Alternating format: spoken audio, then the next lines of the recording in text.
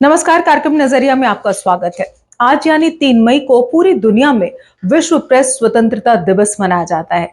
ये दिन सिर्फ पत्रकारों के सम्मान का अवसर नहीं, बल्कि लोकतंत्र की उस मजबूत नींव को याद करने का दिन है जिसकी सबसे अहम कड़ी स्वतंत्र और निष्पक्ष मीडिया है।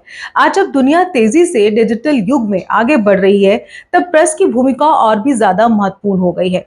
लेकिन इसके साथ ही पत्रकारिता के सामने चुनौतियां भी पहले से कहीं ज्यादा गंभीर हो चुकी हैं। आज का दौर सूचना युद्ध का दौर है। Social media, artificial intelligence, fake news, trolling और राजनीतिक ध्रुवीकरण ने पत्रकारिता की विश्वसनीयता को बड़ी चुनौती दी है।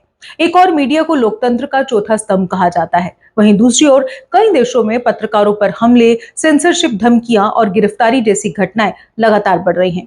युद्ध क्षेत्रों से लेकर राजनीतिक रिपोर्टिंग तक सच्चाई दिखाने वाले पत्रकारों को अपनी जान तक गंवानी पड़ रही है। भारत जैसे विशाल लोकतंत्र में प्रेस की आजादी का महत्व और भी ज्यादा बढ़ जाता है। देश में मीडिया जनता और सरकार के बीच सबसे मजबूत संवाद का माध्यम है।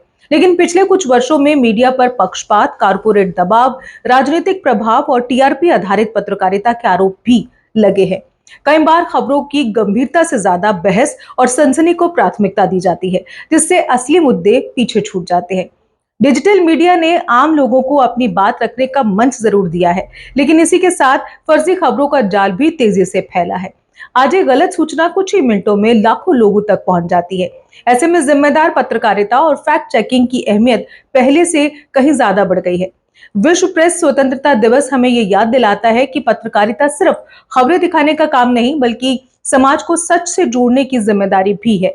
एक स्वतंत्र मीडिया ही सत्ता से सवाल पूछ सकता है, भ्रष्टाचार को उजागर कर सकता है और जनता की आवाज को दुनिया तक पहुंचा सकता है। आज जरूरत है इस बात की कि पत्रकारों की सुरक्षा सुनिश्चित हो, मीडिया संस्थानों की स्वतंत्रता बनी रहे और खबरों की विश्वसनीयता को सर्वोच्च प्राथमिकता दी जाए। क्योंकि जब प्रेस स्वतंत्र होता है, तभी लोकतंत्र मजबूत होता है और जनता का विश्वास कायम रहता है। फिलहाल आज कार्यक्रम नजरिए में बस इतना ही। कल फिर से हाजिर होंगे नए विषय के साथ। तब तक आप देखते रहिए जेके अपडेट। मुझे दीजिए इजाजत। नमस्कार। जम्मू कश्मीर की खबरों के लिए जुड़े रहिए जेके अपडेट के साथ।